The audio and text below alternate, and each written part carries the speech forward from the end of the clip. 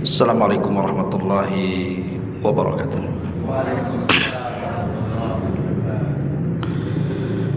Alhamdulillah wassalatu wassalamu ala Rasulillah wa ala alihi wa sahbihi wa mawalah wa la hawla wa la quwwata illa billahi wa ba'du. Alhamdulillah, segala puja dan puji hanya milik Allah subhanahu wa ta'ala. Salawat dan juga salam kita hadiahkan kepada Rasul kita Nabi besar Muhammad sallallahu alaihi wa ala alihi wasallam. Malam ini kita masih melanjutkan tentang qasasul anbiya, kisah-kisah para nabi. Dan malam ini kita akan mengisahkan satu nabi yang mengasas kerajaan Bani Israel di Palestina. Siapa dia? Dialah Yusha ibnu Nun alaihi salam.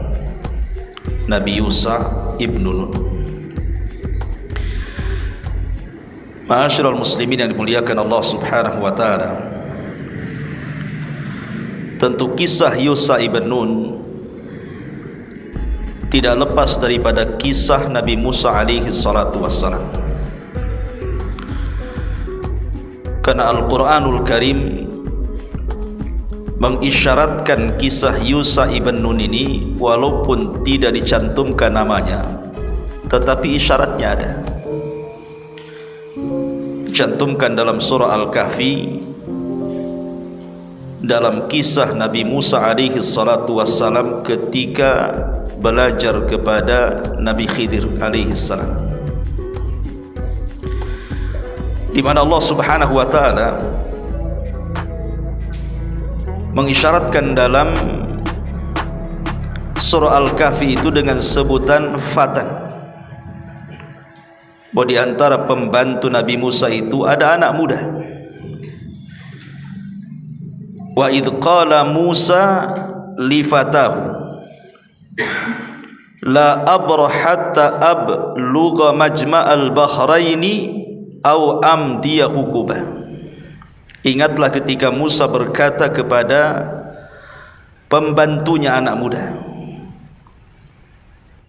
aku tidak akan berhenti berjalan sebelum sampai ke pertemuan dua buah lautan, atau aku akan berjalan sampai bertahun-tahun lamanya. Ahli tafsir sepakat bahawa yang dimaksud fata, anak muda yang bersama Nabi Musa, adalah Yusha ibn Nun. Namun siapa Yusha ibn Nun ini?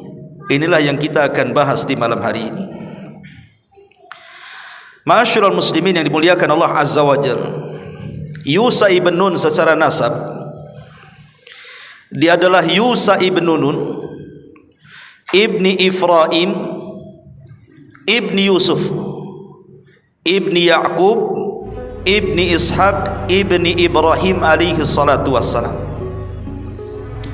Jadi dia masih keturunan Nabi Allah Yusuf alaihi salatu wassalam, Ya'qub, Ishaq, dan juga Nabi Allah Ibrahim alaihi salatu wassalam.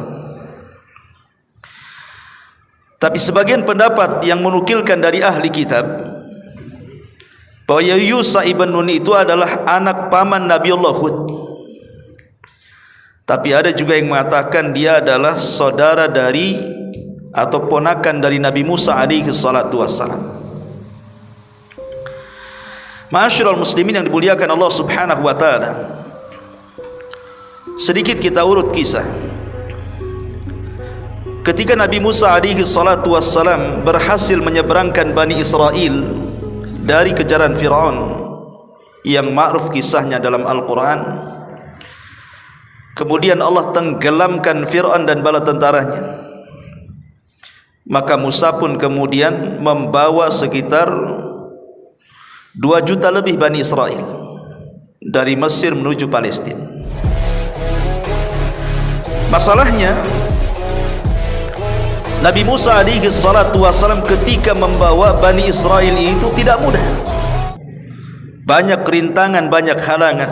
Salah satunya adalah harus melewati kota-kota di mana kota-kota itu banyak orang-orang yang jabbar, yang sombong, yang tidak mau diajak kepada kebenaran dan harus melakukan peperangan bersama mereka.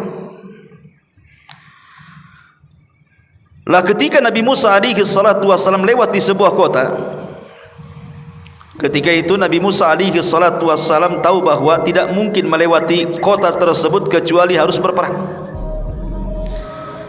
Sehingga Nabi Musa alaihi salatu wasallam meminta dari 10 kabilah Bani Israel, 12 kabilah Bani Israel, karena seluruh kabilah Bani Israel itu jumlahnya 12. Karena putra-putra Yakub itu semuanya 12 orang. Lah turunannya disebut Bani Israel. Jadi dari 12 kabilah itu Nabi Musa meminta satu persatu untuk mengintai. Setiap kabilah diambil satu, setiap kabilah diambil satu. Lah salah satunya adalah Yusha ibn Nun. Kemudian Musa mengutus 12, satu di antara 12 kabilah itu untuk mengintai kota yang akan dilewati itu. Rupanya isi kota itu adalah orang-orang yang menakutkan. Kalau seandainya berperang, wah kami kalah. Akhirnya setelah pengintaian itu terjadi, pulanglah yang 12 orang ini, kemudian pulang masing-masing ke kabilah-kabilah mereka. Lah rupanya yang 10 orang justru mengompori kabilahnya untuk tidak ikut perang. Percuma kita perang katanya. Ini yang kita lawan kuat-kuat tuh, kecuali 2 orang. Yusha ibn Nun salah satunya, dan juga Kilab ibn Yafi'ah. Yusha ibn Nun dan Kilab ibn Yafi'ah ini mengatakan kepada kabilahnya, kita tetap perang, karena Nabi Musa sudah mengumumkan kepada kita kalau kita menyerang pasti menang. Tapi yang 10 kabilah ini justru kemudian mereka mengatakan dengan kalimat yang lancang, yang kemudian difirmankan dalam surah Al-Maidah ayat 23, qala rajulani minal ladzina yakhafuna an'ama Allahu 'alaihima udkhulu 'alaihimul bab fa idza dakhaltumuhu fa innahum ghalibun wa 'alallahi fatawakkalu in kuntum mu'minin. Qalu ya Musa inna lanadkhulaha abadan ma damu fiha fadhhab anta wa rabbuka faqatila innaha huna qaidun. Berkatalah 2 orang di antara orang-orang yang takut kepada Allah Subhanahu wa taala, yang Allah telah berikan nikmat atas keduanya, maksudnya Yusha ibn Nun dan Kilab ibn Nafi'ah ini. Serbulah mereka dengan melalui pintu gerbang kota itu, maka bila kamu masukinya niscaya kamu akan menang, dan hanya kepada Allah lah hendaklah kalian bertawakal. Tapi yang 10 orang yang masing-masing kembali kepada 10 kabilah itu mengatakan, wahai Musa, kami sekali-kali tidak akan memasukinya selama-lamanya selagi mereka ada di dalamnya. Karena itu pergilah kamu bersama Tuhanmu dan berperanglah kamu berdua, sesungguhnya kami hanya duduk-duduk menanti saja di sini. Dalam ayat yang lain, ya Musa inna fiha qauman jabbarin wa inna lanadkhulaha hatta yakhruju minha fa iyakhruju minha fa inna dakhilun. Wahai Musa, sesungguhnya dalam negeri itu ada orang-orang yang gagah perkasa. Sesungguhnya kami sekali-kali tidak akan memasukinya sebelum mereka keluar darinya. Jika mereka keluar, pasti kami akan masuk kepadanya, kata. Lihat bagaimana pengujudnya Bani Israel. Yang berani hanya 2 kabilah saja. Yang 10 kabilah justru mengejek Nabi Musa dan mengatakan, kalau kamu hendak mengajak kami perang, perang berdua, kamu dan Tuhanmu, kami duduk-duduk di sini, katanya. Ma'asyiral muslimin yang dimuliakan Allah Subhanahu wa taala. Akhirnya kemudian mereka pun tidak mau masuk. Mereka hanya berada di perbatasan kota itu. Lah dalam kota itu sebenarnya mereka pun ketakutan. Jadi orang-orang yang dianggap perkasa itu mereka sendiri sudah ketakutan tuh dengan pasukannya Nabi Musa. Lah antara kota tersebut dengan perkemahan Nabi Musa itu ada bukit yang panjang sekali yang disebut dengan Bukit Husban. Lah di kota itu ada orang soleh namanya Bal'am ibn Ba'ura. Jadi di kota itu ada orang soleh namanya Bal'am ibn Ba'ura. Dan Bal'am ibn Ba'ura itu terkenal menguasai Ismullahil Azam, nama Allah yang agung, yang kalau dia berdoa pasti dikabulkan. Jadi penduduk kota itu, orang-orang Jabbarun itu, mereka datang kepada Bal'am, tahu bahwa Bal'am itu mustajab doa, dan meminta kepada Bal'am itu untuk mendoakan kecelakaan kepada Musa dan orang-orang yang diajaknya dari Bani Israel. Tapi Bal'am tidak mau dan mengatakan, celaka kalian, yang aku akan doakan ini seorang nabi, seorang rasul, ulul azmi, Musa alaihi salatu wassalam, Musanya Bani Israel. Aku tak mau. Tapi akhirnya kemudian mereka pun datang kembali kepada Bal'am berkali-kali, menawarkan kekuasaan, menawarkan kekayaan.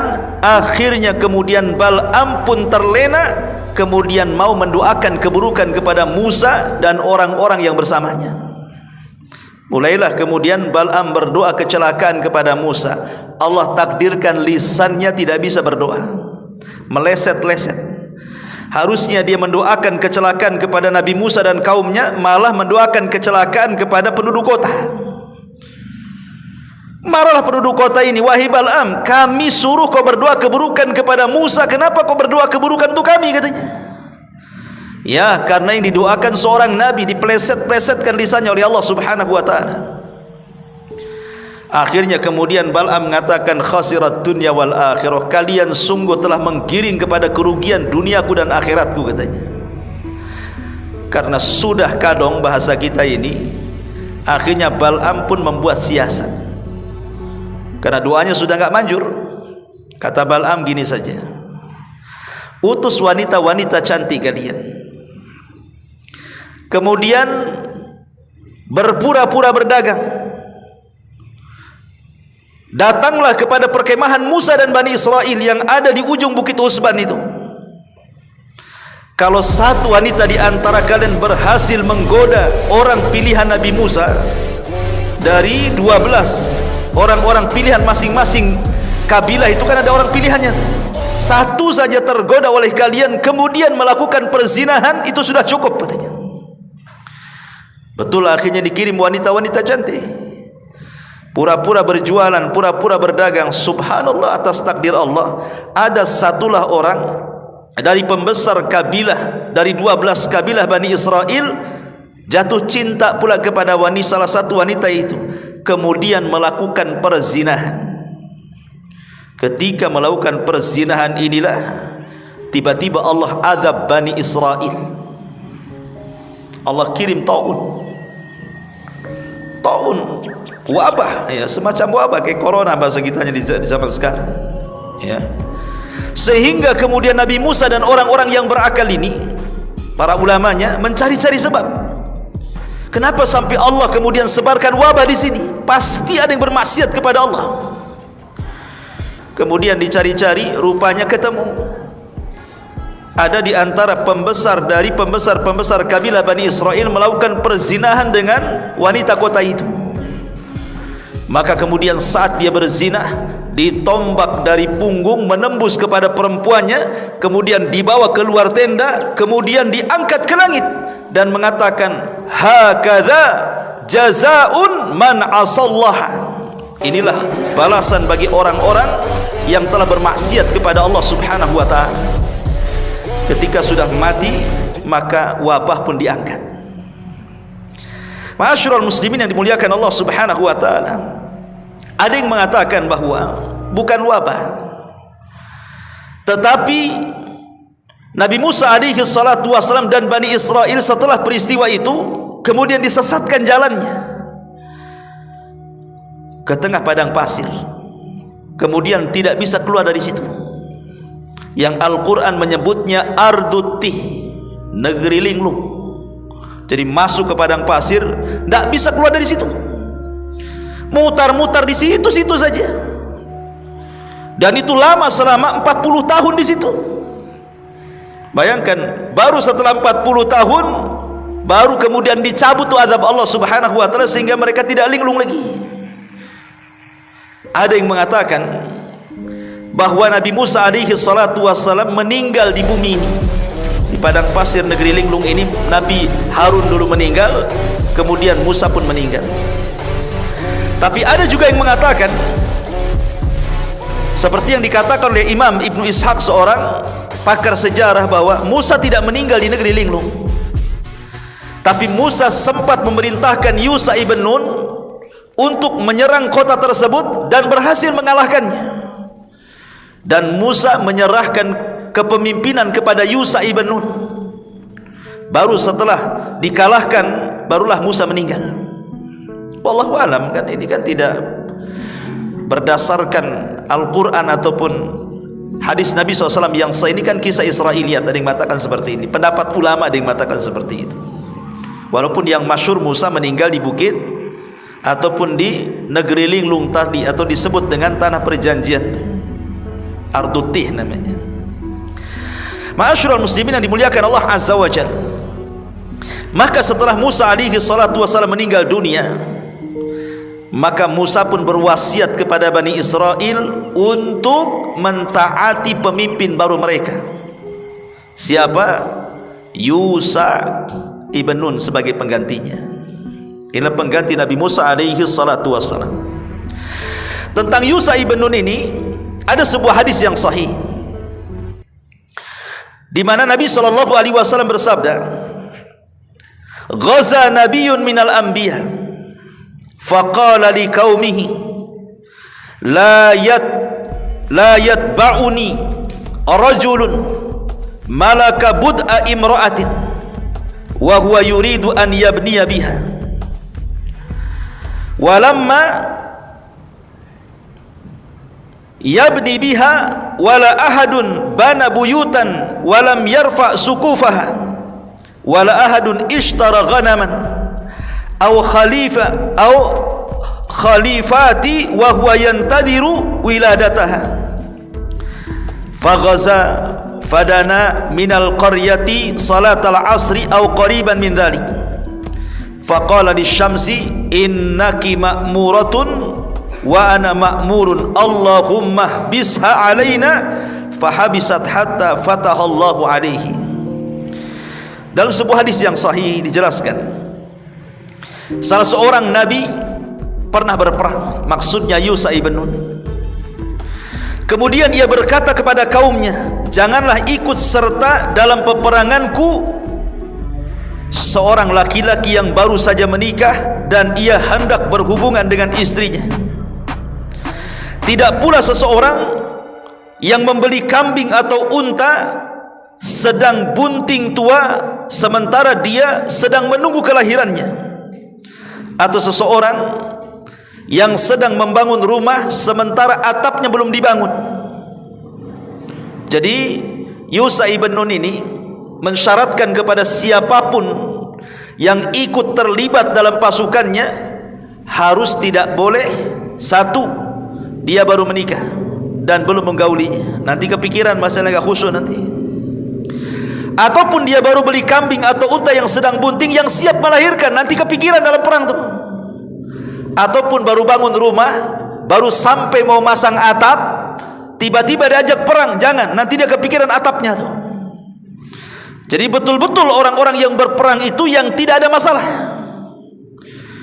Dan ini generasi-generasi terbaik kala itu, karena generasi orang-orang pengecut yang diajak perang oleh Nabi Musa, kemudian mereka mengatakan, "Idhhab anta wa rabbuka faqatila," pergilah engkau wahai Musa, ajak Tuhanmu perang berdua sana. Mereka sudah mati semuanya. Karena ada yang mengatakan dalam kisah Israiliyat itu, siapapun yang masuk negeri Ti dan usianya lewat daripada 20 tahun pasti dia mati. Jadi ini generasi kedua, ini generasi para pengecut di zaman Nabi Musa dan nggak ada lagi. Jadi ini lahirkan generasi para pemberani. Itulah yang dipimpin oleh Yusha ibn Nun untuk berperang mengalahkan Jababirah ini. Akhirnya kemudian Nabi Musa alaihi salatu wassalam pun dalam hadis ini kemudian masuk ke negeri tersebut. Ada yang mengatakan masuk ketika menjelang solat asar atau mendekati asar. Lah ketika itu bertepatan di hari Jumat. Sementara Bani Israel itu ataupun khususnya orang-orang Yahudi, mereka kan mensakralkan hari Sabtu sebagaimana Nasrani mensakralkan hari Ahad, orang-orang Islam kan mensakralkan hari Jumat. Jadi bagi mereka hari Sabtu itu hari sakral, tidak boleh berperang. Sementara mereka berperang hari Jumat tepat di waktu asar. Sementara waktu asar ke maghrib itu kan dekat tuh. Artinya kalau sampai terbenam matahari masuk waktu Sabtu kan, berarti berhenti itu perangnya. Sementara Yusha ibn Nun tidak mau menghentikan perang sampai menang. Jadi ketika kemudian Yusha ibn Nun membawa pasukan, para pemberani ini kemudian mereka berperang luar biasa. Ketika hampir menang, matahari pula hampir tenggelam. Maka kemudian faqala, maka Yusha ibn Nun tiba-tiba berbicara kepada matahari, innaki ma'muratun wa ana ma'mur. Hei matahari, engkau makhluk yang diperintahkan Allah secara kaun, secara alam, tapi aku diperintahkan Allah secara syar'i untuk berjihad. Allahumma ihbisha alaina, ya Allah tahan matahari itu, jangan tenggelam dulu sampai kami menang. Apa yang terjadi? Fahubisat, maka matahari itu terdiam hatta fatahallahu alaihi, sampai Allah berikan kemenangan kepada Yusha ibn Nun ini. Inilah satu-satunya nabi yang bisa menghentikan matahari, dan itu mukjizatnya. Yusha ibn Nun itu mukjizatnya menghentikan matahari. Tentu atas izin Allah subhanahu wa ta'ala, karena matahari itu kan secara kaun tidak mungkin berhenti. Tapi karena izin dari Allah subhanahu wa ta'ala, dan matahari satu di antara makhluk Allah subhanahu wa ta'ala, maka permintaan Yusha ibn Nun dikabulkan. Ketika dia mengatakan, hei matahari kau diperintahkan, aku juga diperintahkan, ya Allah tolong hentikan matahari itu.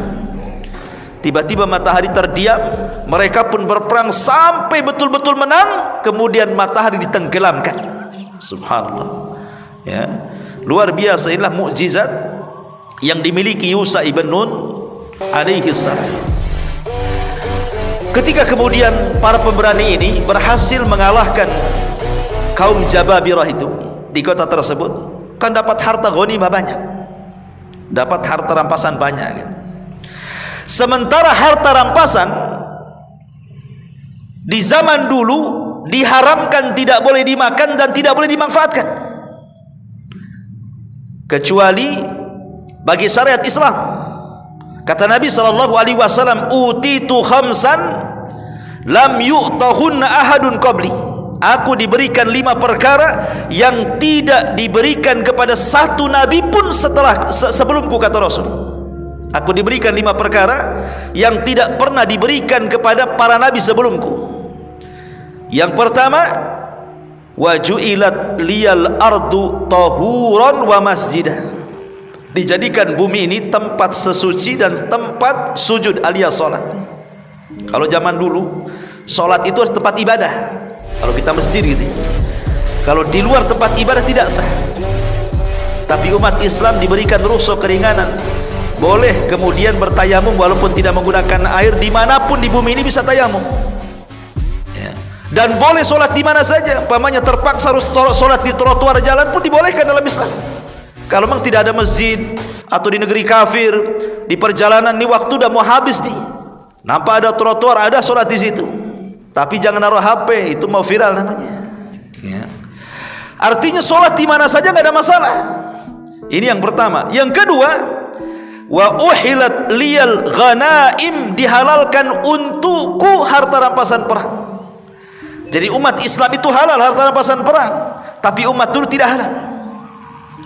Kemudian yang ketiga, wa nusirtu birru'bi masirata syahrin, aku ditolong dengan Musuh-musuh diberikan takut dengan perjalanan 1 bulan. Jadi perjalanan 1 bulan sampai di mana musuh itu sudah takut duluan sama Nabi.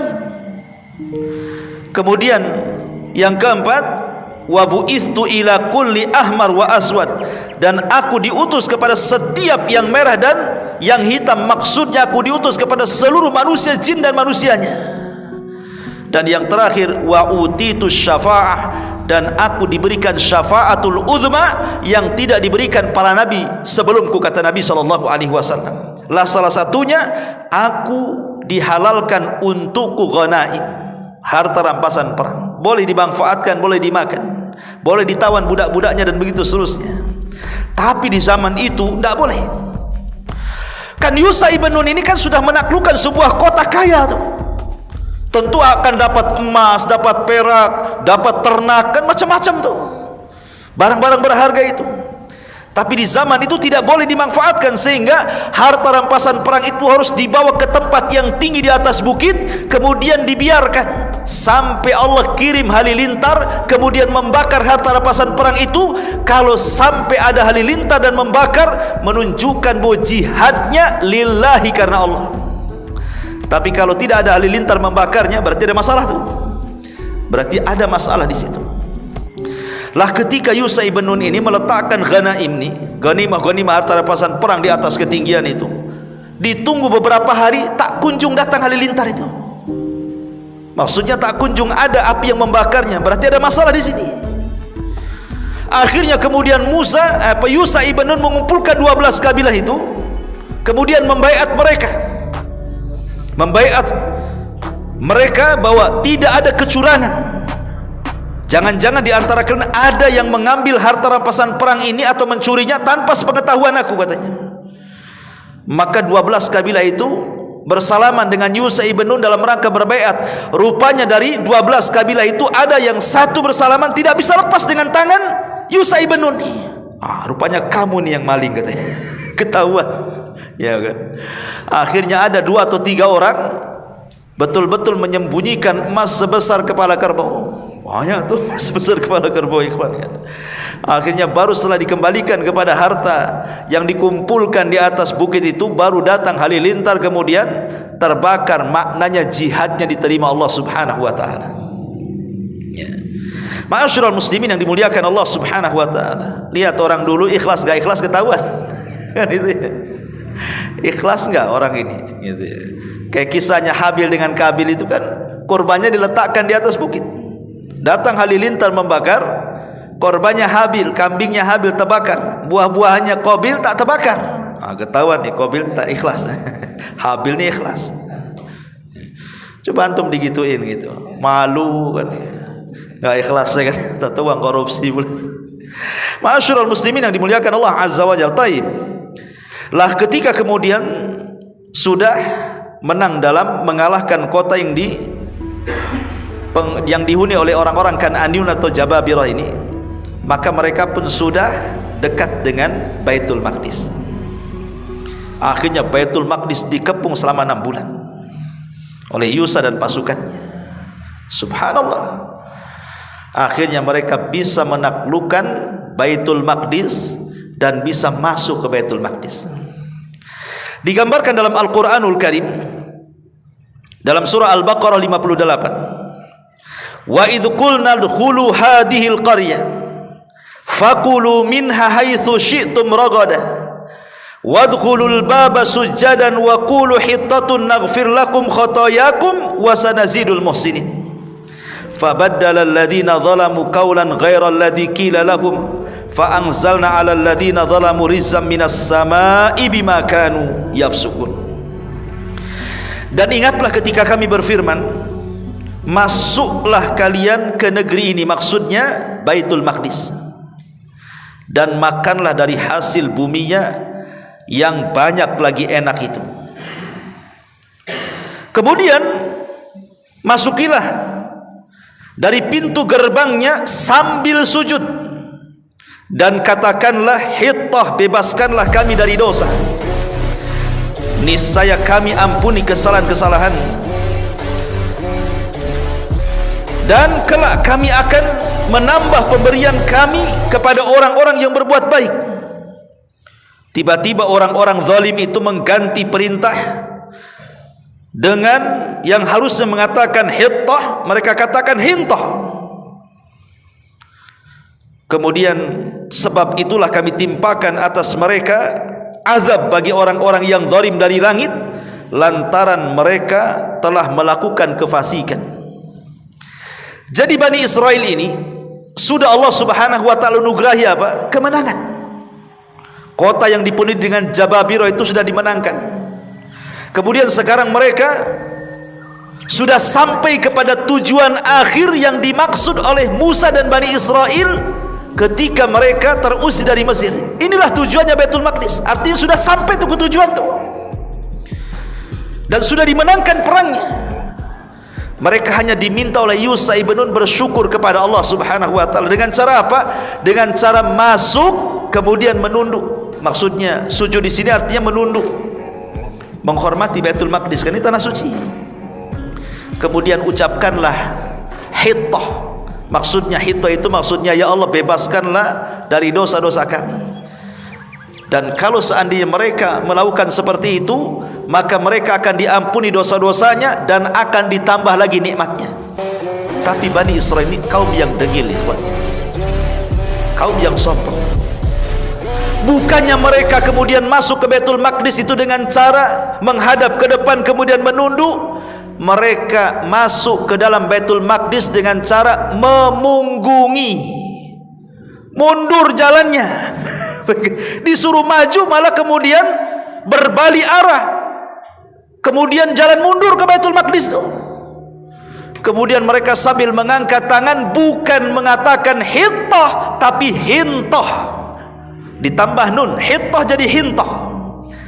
Kalau hittah itu maknanya ya Allah ampuni dosa-dosaku. Kalau hintah itu ya Allah mana makananmu katanya. Coba minta ampun, disuruh minta ampun malah minta makan. Di sini loh disuruh minta ampun malah minta makan. Kurang ajar tuh Bani Israel itu. Lah karena kekurangan ajaran mereka lah makanya Allah mengatakan di sini fabaddala alladzina zalamu qawlan ghairal ladzi qila lahum. Mereka orang-orang zalim itu mengganti perkataan yang harusnya mereka katakan, mereka tidak katakan. Yang harusnya mereka katakan hittah, mereka katakan hintah. Hintah itu artinya gandum. Ya Allah berikan gandum yang banyak. Ya Allah mana makanannya katanya. Maka apa yang terjadi? Fa'anzalna 'alal ladzina zalamu rijzam minas sama'i bima kanu yafsukun. Sebab itulah kami timpakan atas orang-orang zalim dari langit azab karena kefasikan mereka. Ada yang mengatakan turun azab taun, turun azab berupa wabah taun. Banyak orang mati di situ karena mereka tidak mendengar nabinya. Ma'asyiral muslimin yang dimuliakan Allah Subhanahu wa taala. Akhirnya yang masih hidup itu maka mereka bertobat kepada Allah Subhanahu wa taala.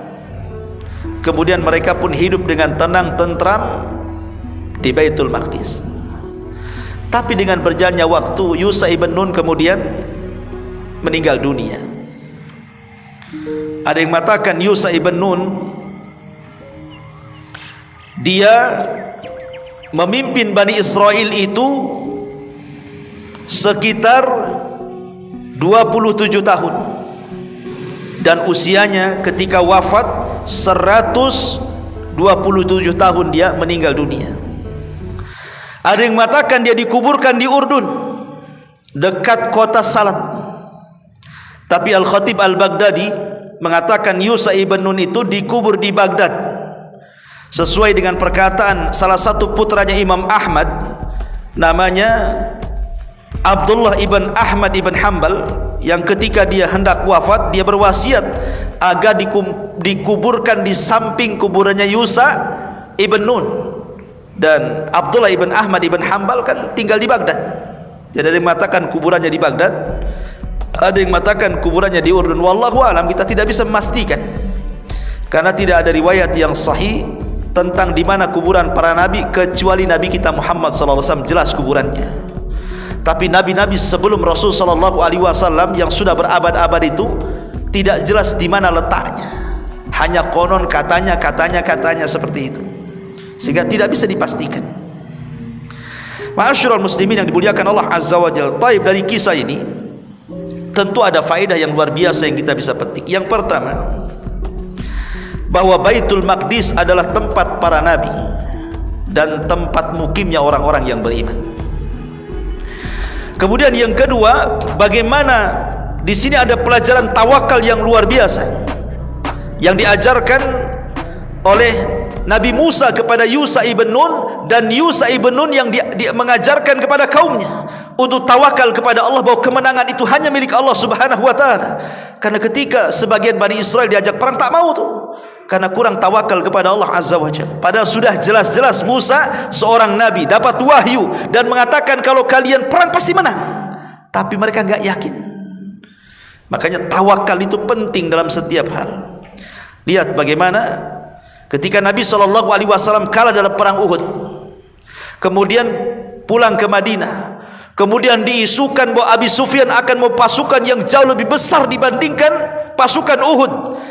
Maka Nabi mengingatkan para sahabatnya dan mengatakan, walaupun mereka datang dengan pasukan yang jauh lebih banyak lagi, kalian jangan gentar. Fazaduhum imana, maka bertambahlah keimanan mereka. Rupanya setelah ditunggu-tunggu tak datang pula pasukan itu.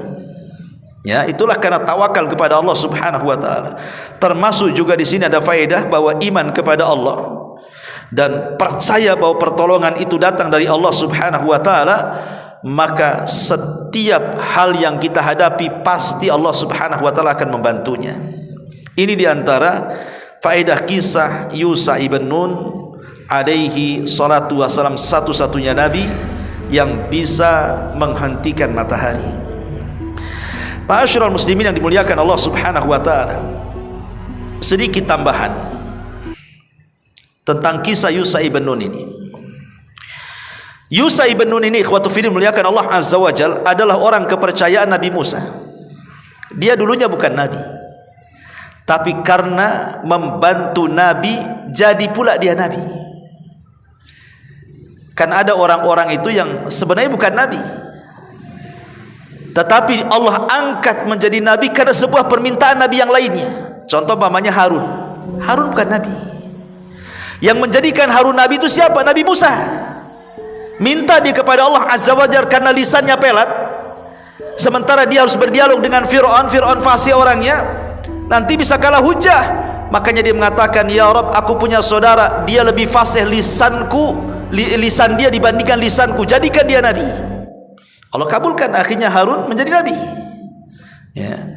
Lah Yusha ibn Nun ini bukan nabi asalnya, tapi karena ikut Nabi Musa kemana-mana. Yang sangat masyhur dalam Quran itu bahwa yang membawa perbekalan ketika Nabi Musa diperintahkan Allah untuk mencari Khidir itu Yusha ibn Nun tuh. Jadi ketika satu hari Musa ini berceramah di hadapan Bani Israel, kemudian Bani Israel ini ada yang bertanya kepada Musa di atas mimbarnya, wahai Musa, adakah orang yang lebih alim dari kamu? Kata Musa, tidak ada. Musa lupa menyebut insya Allah.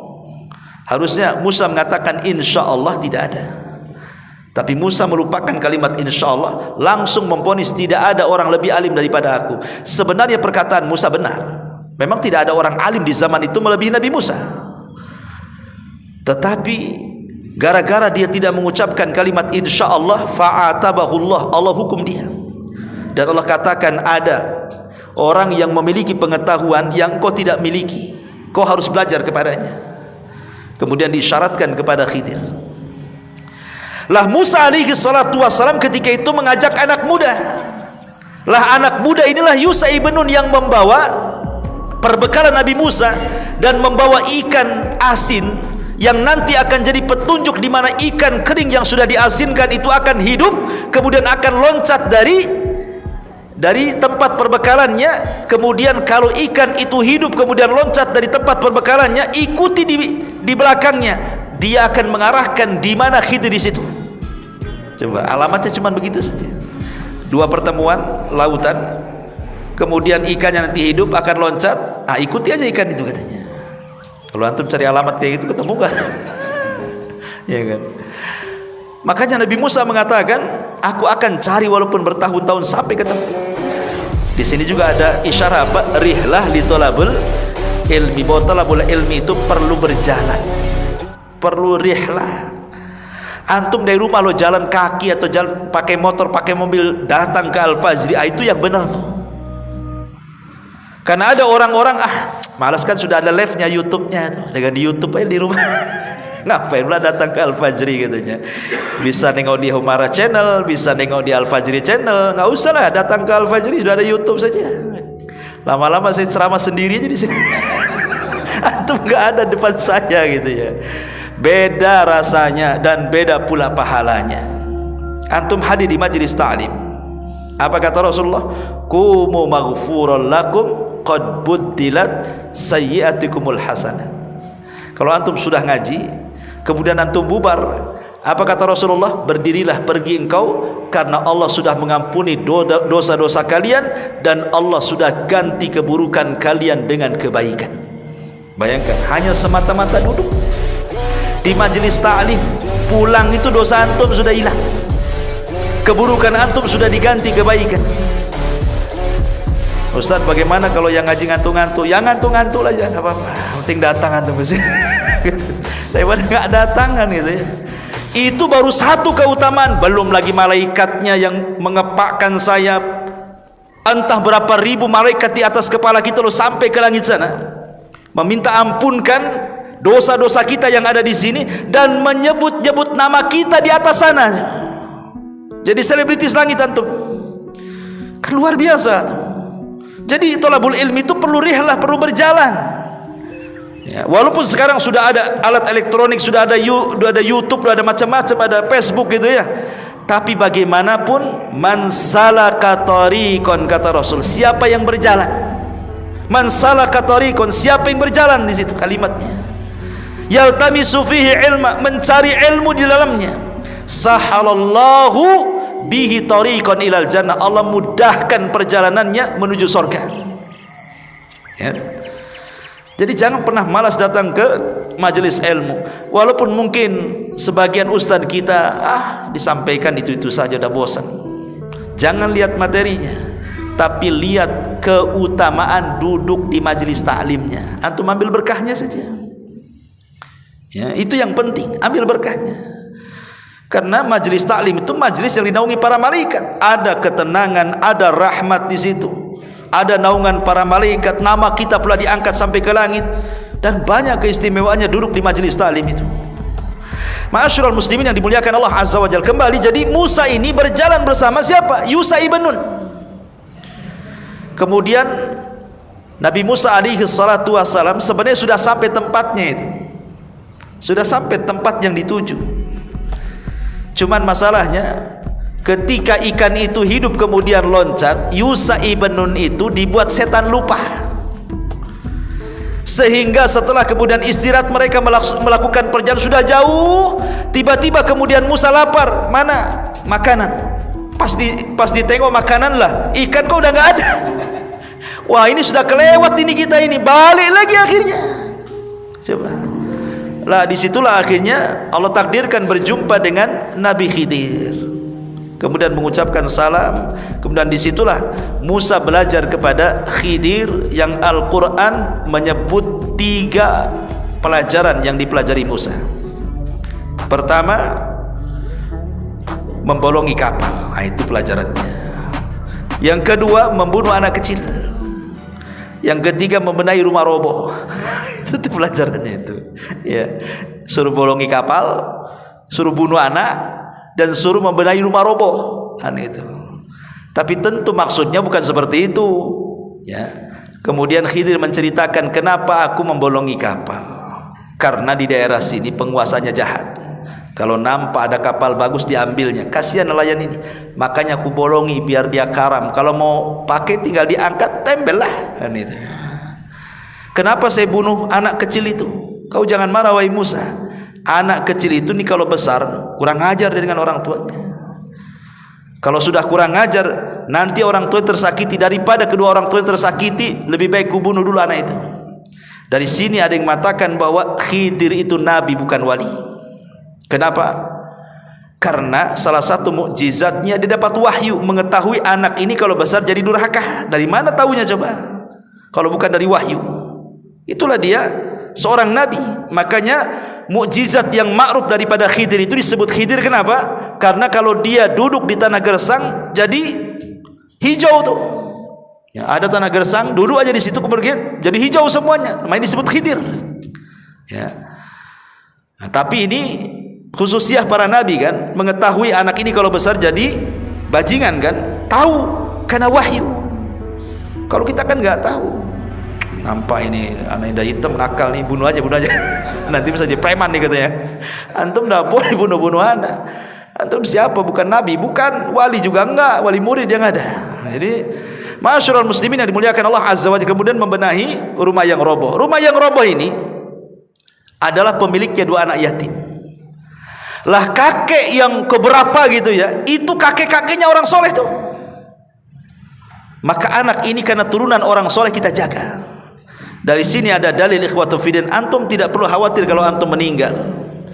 Bagaimana nasib anak-anak antum, bagaimana nasib harta antum, Allah yang akan jaga itu. Ini buktinya anak ini dijaga, ya. Kemudian hartanya juga dijaga, karena kalau tidak dibenahi rumah itu kemudian sampai roboh, di bawah rumah itu ada harta karun. Ini bisa diambil orang. Nah, inilah pelajaran disebutkan dalam Quran. Adapun dalam hadis Nabi SAW ada satu tambahan. Jadi ketika Nabi Musa dan Khidir berada di atas perahu, tiba-tiba melihat ada burung menukik ke bawah, kemudian meminum air, diletakkan di paruhnya, kemudian terbang lagi. Maka Khidir mengatakan, wahai Musa, ilmumu dan ilmuku kalau digabung itu hanya sebatas tegukan burung itu, sementara ilmu Allah ini lautan yang terbentang. Ya, itu kalau dalam hadis. Itu juga tambahan pelajaran, Nabi Musa belajar kepada Khidir. Tapi syahidnya di sini Yusha ibn Nun ini menemani Nabi Musa tuh kemana-mana. Ya. Makanya wajar kalau seandainya Yusha ibn Nun ini banyak belajar kepada Nabi Musa, karena dia orang dekatnya masalahnya. Lah ketika Musa meninggal dunia, maka Khidir diangkat sebagai pengganti Musa dan dia menjadi nabi. Nabi Yusha ibn Nun. Ya. Itu diantara sekilas tambahan keterangan antara Khidir dan juga Nabi Musa alaihi salatu wassalam. Wallahu a'lam bishawab.